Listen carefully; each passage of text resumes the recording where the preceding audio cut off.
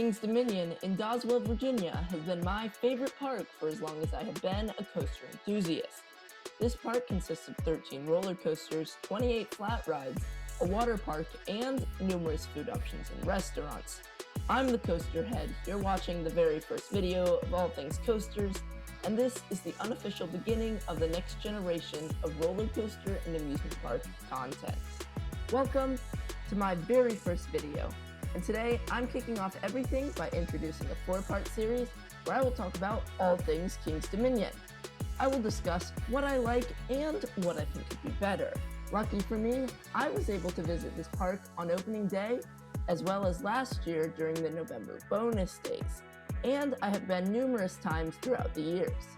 So I know what the park feels like, how crowded it is, and how all the rides are running at the beginning, middle, and end of the year. With that said, let's get into it. King's Dominion opened in 1975 as the successor of Ohio's own Kings Island. This park got the Kings part of its name from its sister park and parent company, and the Dominion part of its name from Virginia's nickname, Old Dominion. The park opened with 3 roller coasters, and in 1975 opened their first new roller coaster. Today, King's Dominion has 13 roller coasters, from a small kids coaster all the way up to a giga. So to start, I'm going to rank them up based on my personal opinion. With that said, I would like to point out when I ride a roller coaster, there are 3 main things I look for. 1. Speed. 2. Well-paced but smooth and snappy inversions. 3. Airtime. Anyways, at number 13 is Great Pumpkin Coaster, formerly Taxi Jam before changing its name in 2012. I have not actually ridden this coaster, but we all know it's going to be last. Coming in at number 12 is Woodstock Express. This 35-foot PTC wooden family coaster that opened a year before the park has had a whopping 4 names. These names being Scooby-Doo from 1974 to 1996, Scooby-Doo Ghoster Coaster from 1997 all the way to 2009, just Ghoster Coaster from 2010 to 2013, and taking the name of what I feel like at least one coaster at every Cedar Fair park, Woodstock Express, in 2014. This ride consists of a double out and back figure 8 type style. This ride does have some nice airtime and is fun, but unfortunately it just isn't as good as the rides coming up. Just barely above Woodstock Express, however, at number 11 is Apple's Apple, a mock ride's large park wild mouse, originally called Ricochet before having a name change in 2018. With this ride having the iconic wild mouse hairpin turns, and a surprisingly punchy 50-foot drop, and some nice drops to break up the turns, and it is still only above Woodstock Express by a little. Up next, at number 10, is Racer 75, the PTC wooden racing coaster that also opened with the park in 1975 as Rebel Yell, before changing to its current name in 2018. This ride starts off with an 85-foot drop into a set of out and back shallow hills before turning around and coming back the way it came. However, these rides' forces are a little on the dull side, so it's just under the next ride. But first, we have an honorable mention. That is the now defunct Anaconda, an aero looper with a 140-foot drop going into Lake Charles, with a vertical loop and a sidewinder following. Then, after hitting a mid-course brake run, you dive into some awkward turns and 2 corkscrews before dipping under the lift and rising into the final brakes. This was fun, but also very rough. Sadly, this ride was removed after the 2024 season, but if it was still around, this is where it would be. Number 9 goes to Reptilia, a mock rides bobsled and the only steel bobsled left in North America. This ride was originally called Avalanche until 2021, when it got its new name and theme in 2022 to fit in with the Jungle X area. This ride has many quick turns and helixes, all while not actually attached to the track. This ride pulls some great laterals and has a few bumps of airtime. However, it is a little janky, so it's just below this next coaster. Switching from the jungle to the city, while still only roughly 100 meters away from each other, is number 8.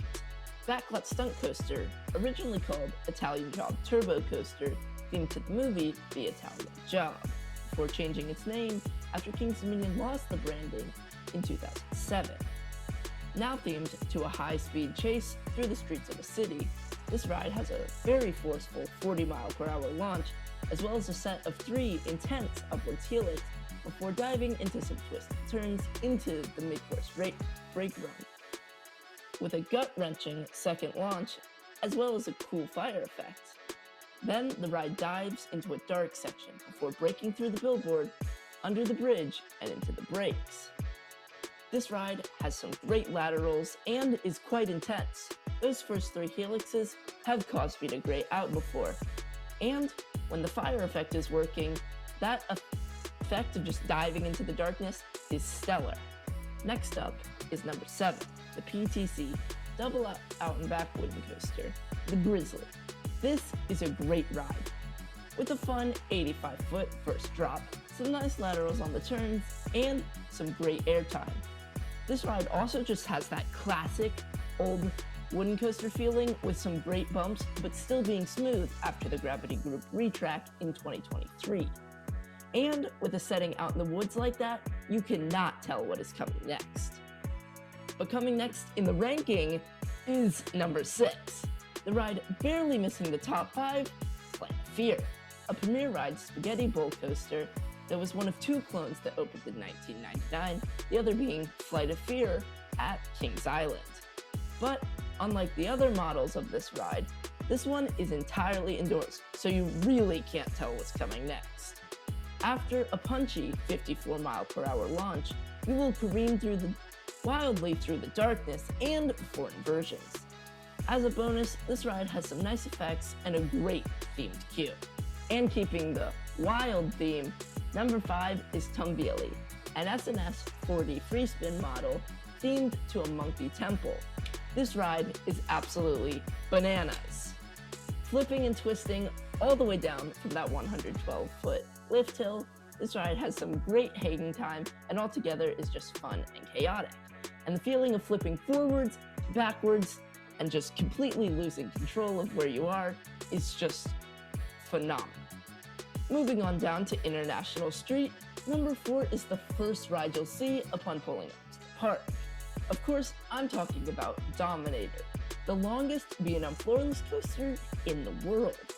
This ride starts with a quick dip out of the station before twisting into the lift. Then you'll plummet down a 145-foot twisted drop into one of the world's tallest vertical loops, before twisting right into a massive 180-degree turn over the station. Next, you'll rip through a cobra roll and into the mid-course brakes, suddenly diving off the brakes into interlocking corkscrews, some more twists and turns before rising up into the final brakes. This ride is just out of control. It's a little bit janky, but that honestly just adds to the fun. Even though it has the big over-the-shoulder restraints, you really can't tell they're there because it's a little janky but smooth. And that first loop has some great hang time.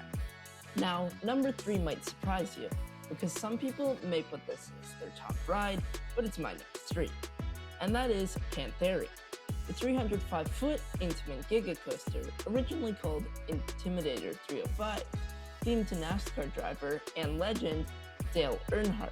Then, after Kings Dominion lost the naming rights and theme in 2023, this ride opens the next year as Project 305, with some fun cheetah spots on the sign to tease its next name. After getting another retheme to fit in with the previously mentioned Jungle X, this ride reopened in late 2025 with a Panthers theme and some nice theming around the entrance plaza.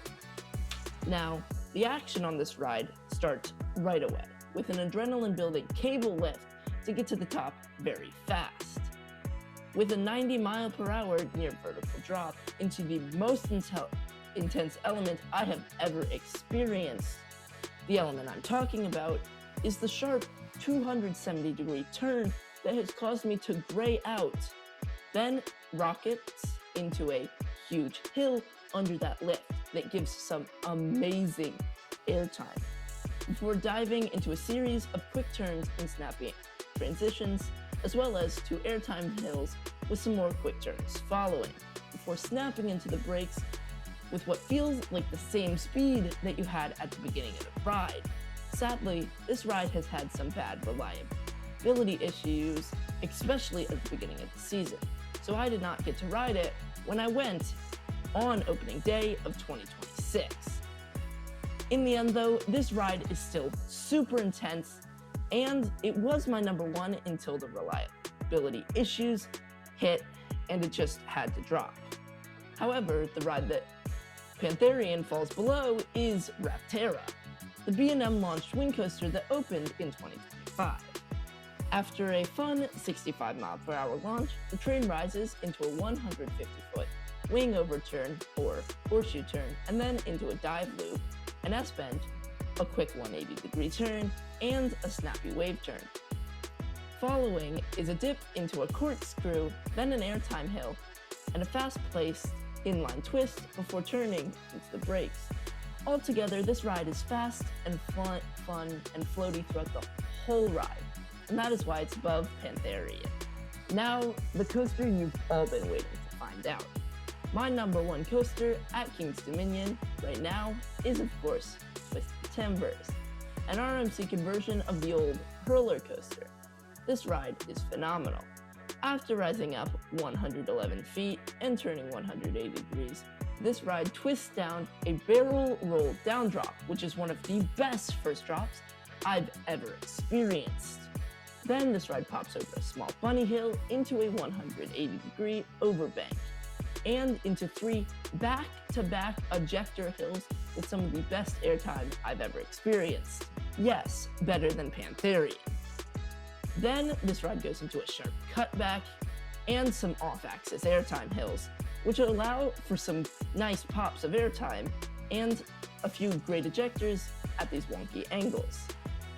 Then into another 180-degree turn under the lift and into an inline twist with some nice hang time.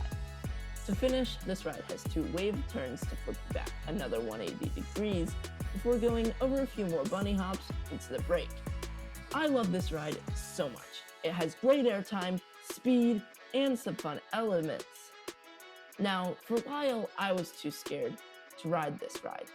But once I stepped off, I knew this ride would hold a place in my rankings and heart forever. Thank you guys so much for watching my very first video. It would mean a lot to me if you continued watching my content. Comment down below your ranking of the King's Dominion roller coasters and if you agree with mine. Also, like this video if you, liked it, and feel free to subscribe if you want to see more content like this. Have a great day, and God bless.